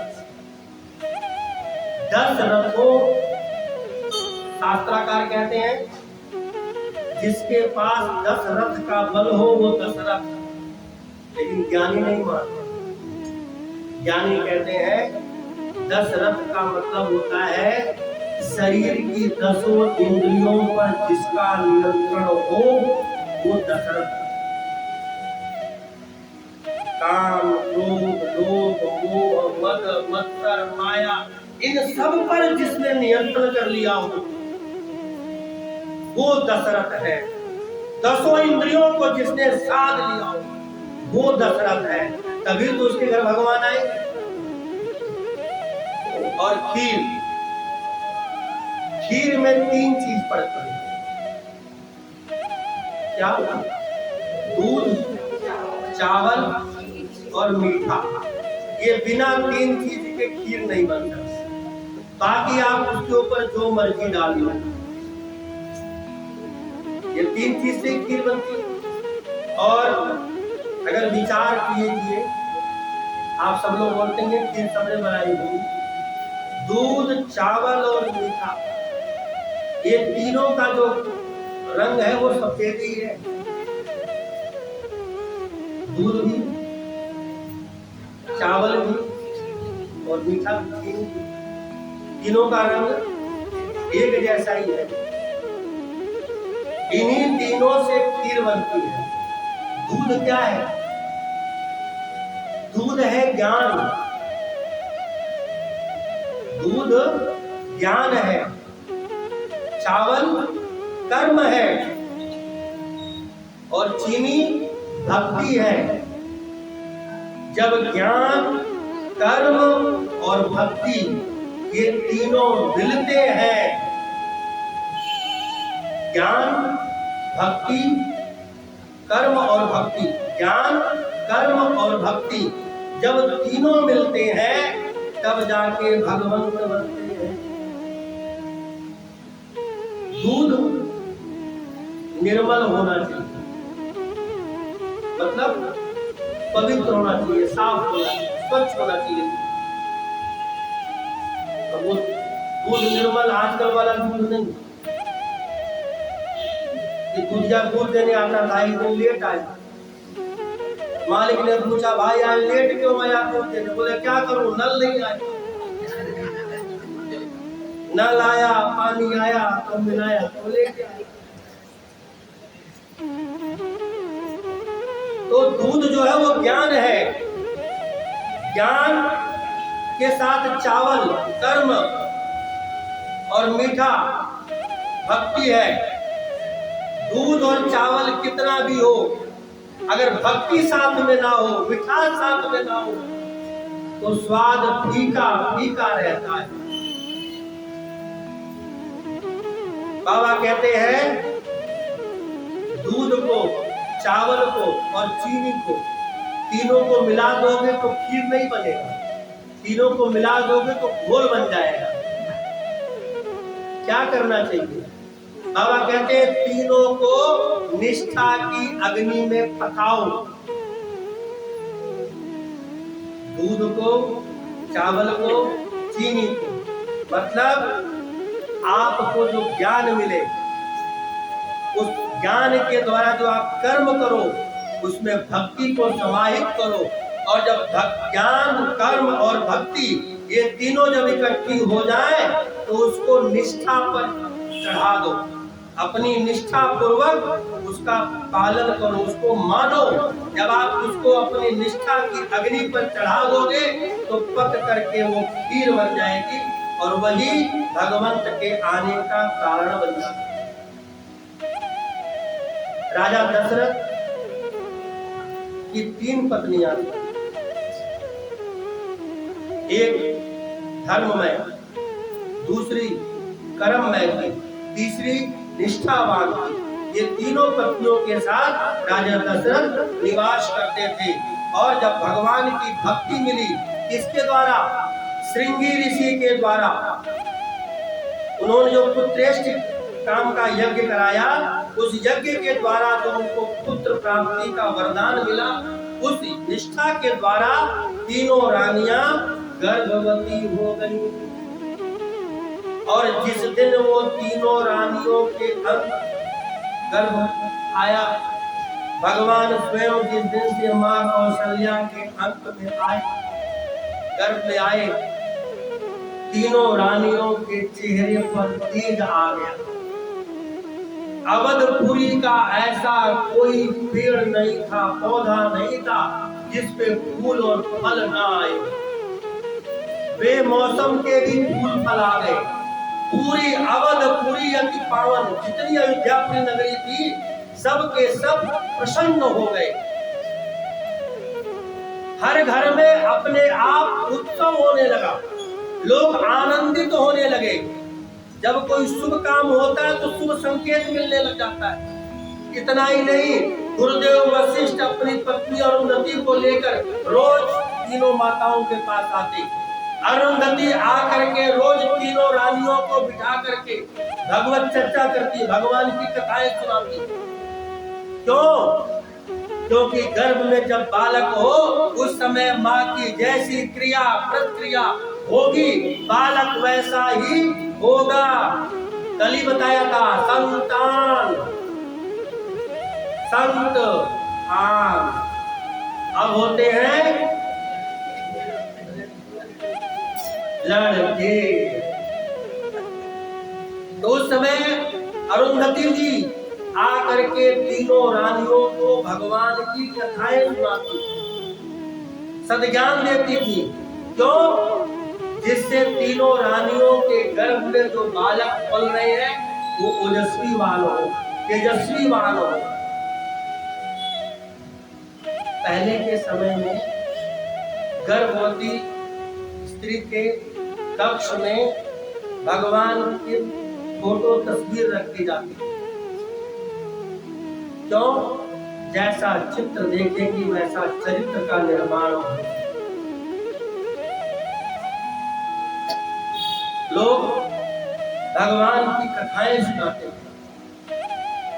इन सबके पीछे वैज्ञानिक रीजन है। गर्भवती स्त्री जिस तरह का मनोभाव अपने मन में रखेगी, उसकी आने वाली संतान वैसा ही करेगी, वैसा ही होगी। इसके बहुत से प्रमाण हैं। स्वयं अर्जुन के पुत्र अभिमन्यु, महाभारत में प्रमाण आया हुआ है। आजकल किसी से कह दो भगवान की तस्वीर फोटो रखो, लोग बुरा बात।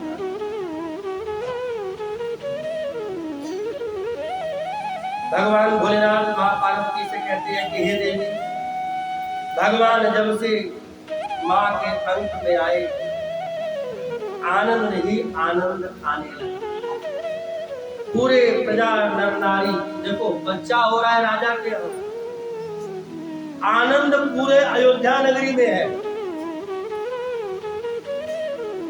बच्चा होगा राजा के यहाँ और आनंद पूरे नगरी में है। हर घर में लोग अपने घर को सजाने लगे, संवारने लगे, सब लोग आनंदित होने लगे। क्यों?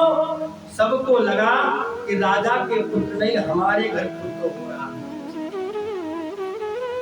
भगवान को सब अपना मानने लगे। अयोध्या नगरी धन्य धन्य हो गई। सब लोग प्रसन्नचित होकर के उस समय का इंतजार करने लगे। प्रतिदिन भगवान की हरि चर्चा होती। इस तरह अयोध्यापुरी में जो लगन, जब शुभ दिन आया, लोग जोग लगन ग्रह पार्वती सकल भये अनुकूल, चरु अरु अचर हर्ष जुत राम जन्म सुख मूल। जब सभी ग्रह योग आदि जब इकट्ठे हो गए, शुभ समय शुभ लगन पर जब समय और तिथि आई, उसी समय भगवान के जन्म का समय निर्धारित हो गया। और बाबा तुलसी ने लिख दिया, नवमी तिथि मधुमास पुनीता, कल पक्ष अवधित हरि प्रीता, मध्य दिवस अति शीतल घामा, पावन काल लोक विश्रामा, शीतल मंद पुर विपहु, हर्षित सुर संतन मन जाऊ, वन कुटुंबित के गण मनियारा, श्रवहि सकल सरितामृत धारा, तो अवसर विरक्ति जब जाना, चले सकल सुर साज दीवाना, गगन विमल संकुल सुर झूठा, गावहि गुण गंधर्व रूठा, हर्षहि सुमन सुमंडल साजी, गई गई गगन गोध भी बाजी, स्तुति करहि नाग मुनि देवा, बहु विधि लावहि निज निज सेवा, नवमी तिथि मधुमास पुनीता, शुक्ल पक्ष अभिजित हरि प्रीता, नवमी तिथि मधुमास, चैत्र शुक्ल पक्ष की नवमी तिथि मधुमास, अभिजित मुहूर्त, दोपहर मध्याह्न का समय, मध्य दिवस अति शीत न घामा, मध्य दिवस दोपहर का समय, न अति शीत न घामा, न ठंड न गरम, बिल्कुल मध्य, और शीतल मंद सुरभि बहबहु, बिल्कुल मंद सुगंध शीतल हवा चल रही थी, पवन देव भी लहरा रहे थे। जैसे ही वह समय आया, विरंच को पता लगा, विरंच कौन? ब्रह्मा जी। विरंच को पता लगा, सब लोग अपने अपने विमान में बैठ करके कहाँ पहुंचे? अवधपुरी। गगन विमल संकुल सुर जूथा, सुर मतलब देवता, सारे देवता लोग सबके सब इकट्ठे हो गए। कहाँ? अवधपुरी के ऊपर, नीचे नहीं, ऊपर आकाश में सारे देवता इकट्ठे हो गए। क्या कर रहे हैं? बरसई सुमन सुमंजल साही। सुमन, सुमन कहते हैं फूल को, और सुमन का अर्थ होता है सुंदर मन। सारे देवता लोग आकाश मार्ग पे पहुंच करके अयोध्या नगरी पे पुष्प वर्षा करने लगे। जब शुभ समय आया और कुछ देवता लोग तुतली बजाने लगे। क्यों? क्योंकि भगवान के जन्म का समय हो गया। सब देवताओं के मन की मनोकामना पूरी होने लगी थी। तो जितने भी तीर्थ थे, जितने भी पुण्य देव थे, ऋषि नाग थे, सब लोग नाना रूप धारण करके सब लोग अयोध्या नगरी पहुंच गए। जिसको जैसा साधन मिला उस साधन से सब लोग अयोध्या नगरी आ गए। बाबा कहते हैं, हे भवानी, हम भी अयोध्या नगरी पहुंच गए। और जैसे ही पहुंचे, जैसे ही समय हुआ, है प्रगट कृपाला दीन दयाला कौशल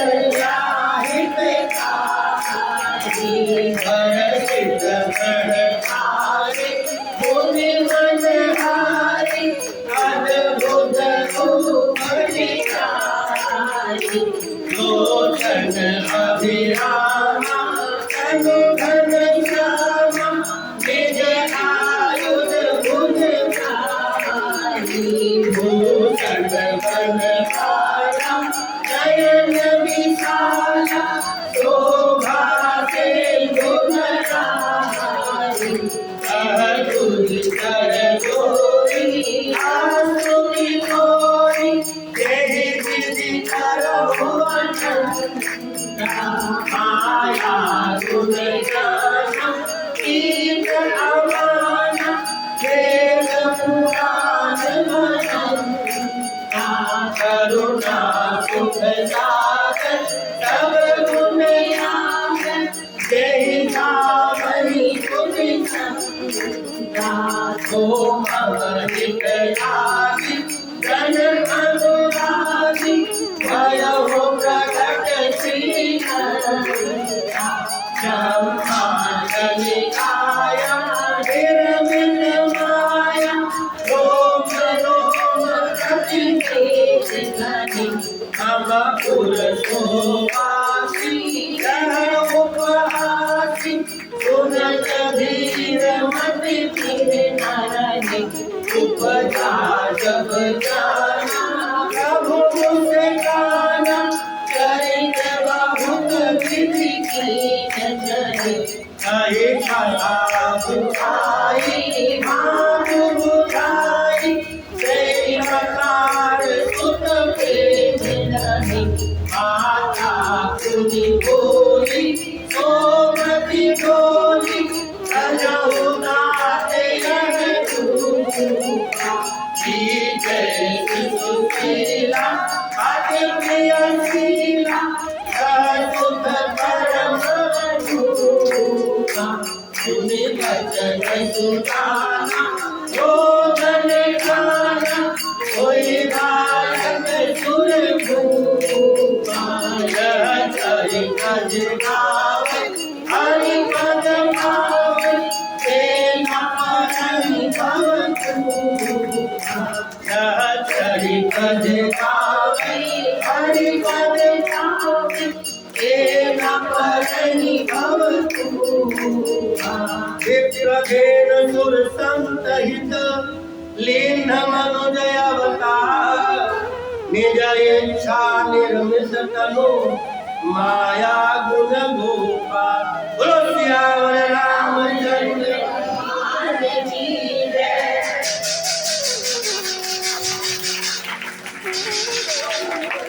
आप सबको राम जन्म की बहुत बहुत बधाई। बधाई हो, बधाई हो, बधाई हो। भगवान राम प्रकट हो गए। कहाँ? माता के अंत से गर्भ में रहे। शास्त्र कहता है, उन्हीं लोग कहते हैं, भगवान को कोई धारण नहीं कर सकता। भगवान का जन्म नहीं होता, भगवान प्रकट होते हैं। बाबा तुलसी ने दोनों की बात की। पहले लिखा, यही भी गर्भ सहित सब नारी, मतलब सभी रानियां गर्भवती हुई, भगवान आए। कहाँ? गर्भ। जबकि संत लोग कहते हैं कि भगवान को धारण करना बहुत मुश्किल है। भगवान जन्म नहीं लेते, भगवान प्रकट होते हैं। तो बाबा तुलसी ने कहा, तुम भी नाराज मत हो, है प्रकट कृपाला। भगवान ने वो प्रकट भी कर दिया बाबा तुलसी ने। लेकिन एक बात, भक्ति बहुत बड़ी ताकत है। भक्ति के वशीभूत हो करके भगवान वो सारी लीलाएं करते हैं। ध्यान रहे, भक्त को ही भगवान की प्रतीक्षा नहीं होती, भगवान को भी अपने भक्त की प्रतीक्षा होती है कि कोई मेरा भक्त हो जो मुझे भजे। भगवान प्रकट हुए। कैसे? चतुर्भुज रूप में, और ऐसे विराट रूप में भगवान प्रकट हुए कि माता कौशल्या उनको देख करके हैरान हो गई। भगवान ने रूप ही ऐसा रखा, मन में प्रसन्नता हो रही है, मन आनंदित हो रहा है, हर्षित महतारी, मन में हर्ष है, उल्लास है। लेकिन भगवान का जब स्वरूप देखा तो देख करके हैरान। क्यों?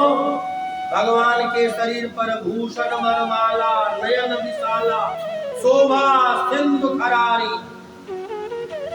और भगवान का स्वरूप कैसा? छोटे बच्चे का नहीं, ब्रह्मांड निकाया निर्मित माया, रोम रोम प्रतिवेद कहे। ऐसा दिव्य रूप देख करके माता तो डर गई, घबरा गई। माता ने हाथ जोड़े, बोला, प्रभु ये क्या? भगवान ने कहा, आपने तो कहा था पुत्र बन के आना, तो आ गया, रखो। माता बोली, इतना बड़ा बेटा, वो भी ऐसा, क्या कहूंगी? भगवान ने कहा, देखो मैं कोई पैदा हुआ, जन्म तो हुआ नहीं, पहली बार आया, बताओ कैसे हो? आप जैसे जैसे कहोगी मैं वैसे वैसे करूँ। माता बोली, ये रूप नहीं चाहिए, कीजिए सुशीला अति प्रियशीला। हे प्रभु, छोटे हो जाओ, बच्चे बन जाओ और लीला करो, बचपन वाली लीला, बच्चे वाली लीला। भगवान बिल्कुल छोटे हो गए, बहुत छोटे हो गए। बोले अब ठीक? माता बोली नहीं, अभी भी ठीक नहीं है। बोले क्यों? बोले और छोटे हो, जैसे बच्चा पैदा हुआ हो ऐसे बनो। भगवान वैसे बन गए। बोले अब ठीक? बोले ना, अब क्या दिक्कत है? बोले छोटा बच्चा जो पैदा होता है वो बात थोड़ी करता है, छोटा बच्चा जो पैदा होता है वो बात थोड़ी करता है। बोले फिर क्या करूं? बोले रो। भगवान बोले मैं क्यों रो? रोए तो वो जो दुखी हो, मैं तो दुखी हूं नहीं, मैं क्यों रो? माता बोली रोना पड़ेगा, रो। भगवान ने कहा मैं जब रोया ही नहीं आज तक तो मैं क्यों रो? और मेरे को कोई दुख नहीं है, जो दुखी हो परेशान हो वो रोए। माता ने कहा नहीं, बच्चे बने हो तो बच्चा ही बनो, रो, रुदन करो, तभी तो सबको पता लगेगा कि बच्चा हुआ है। सुनी बचन सुजाना रोदन ठाना, कोई बालक सुर। जैसे ही सुना माता की डांट खाई और भगवान ने रोना शुरू कर दिया। अब जैसे ही रोने की आवाज गई, सुनि शिशु रुदन परम प्रिय बानी, संभ्रम चली आई सब रानी। जैसे ही रोने की आवाज महल के बाहर गई, दासियां भागती हुई गई। कहाँ? राजा दशरथ के पास। दशरथ अपने महल में लक्ष्मी नारायण भगवान के आगे बैठ करके भजमन नारायण